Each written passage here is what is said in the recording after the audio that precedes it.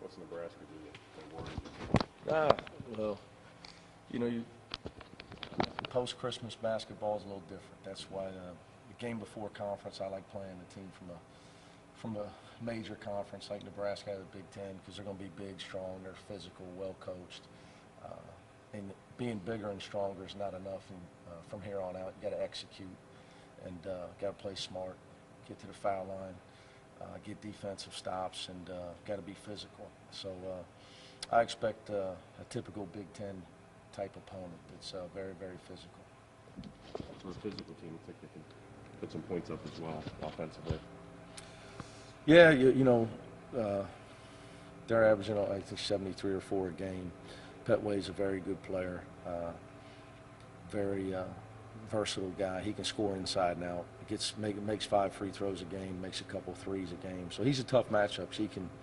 He can score in a lot of different ways. Plays a couple different positions for them too as well. So we're gonna have some different people on him, whether it's Shaq, Jermaine, Titus, depending on where they got him on the floor.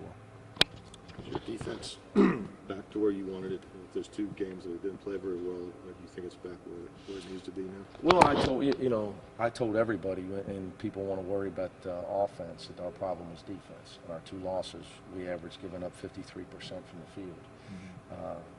And since then, we're averaging giving up 30%, and we haven't it. We beat a team that could be a top 10 team in Pitt, and won 2 other games easily because of our defense. So our defense has been great the last 3 games, and that's the key for us.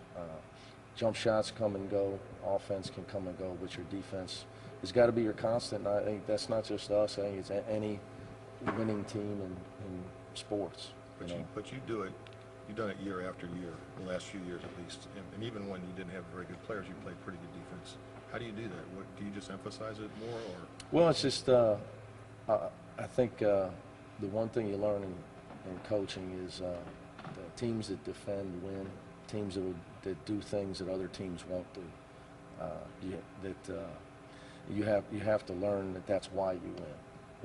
I try to give our guys all the time the saying, winners know why they win. That they do successful things that aren't easy. And that's what separates you. At the end of the day, everybody's got scholarships. Mm-hmm. What's going to separate you from your opponent? Everybody's got scholarships and facilities, fan support, maybe at different levels. But if you don't defend, you're not going to win. Then also you got to rebound, and then you got to take care of the ball on offense and share the ball. So it's a threefold process. But I think it has to start on the defensive end. Is that a constant battle? I mean, it's not like you get to the defense to a certain level and it's okay. You have to constantly preach that, right? Well, you can never. I think you can never lose sight of what's the most important thing to give yourself a chance to win. When you're building a program, to me that's got to be step number 1, is because before you learn how to win, you got to learn how to not lose. If you make it easy on your opponents, if your opponents get easy layups and wide open shots, you can't expect to win, because they're just not going to give you that stuff. The top 50 teams in college basketball, they don't give you layups, they don't give you wide open shots. They scout you, they prepare, they take away your strengths, they keep you off the foul line as best they can. They don't turn it over, so you don't get transition. So you have to do the same thing to them. And then it becomes a game like the Pitt game at times. You got to win ugly, but I think you talk about our defense. As it's gotten better, we've gone to the NCAA tournament. It's the reason why we win. What's changed passing-wise? Is it just the mentality of the guys making the extra pass, or have you guys changed anything? You talk a lot about it. I think early in the year we were able to score without making the extra pass because of the officials were blowing the whistle in the first 12 seconds of the shot clock, and now that's not happening anymore. Now you got to execute better, and it's one more pass. The 5th pass, and throwing 5 instead of 4, throwing 6 instead of 5. Throwing the extra pass on the fast break to make sure you get the layup. But I think it's contagious.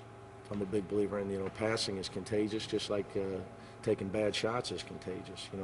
Guys start playing unselfish and it becomes real contagious. Guys, and everybody has a lot more fun. You score a lot more points. And I think our guys are starting to realize that's how important that is as the defensive has improved that we're playing against. You know, and that's just, it's just a period. That's why I didn't like the way the games were being called early, because I knew it wasn't realistic. You weren't just going to throw 1 or 2 passes and get fouled every possession.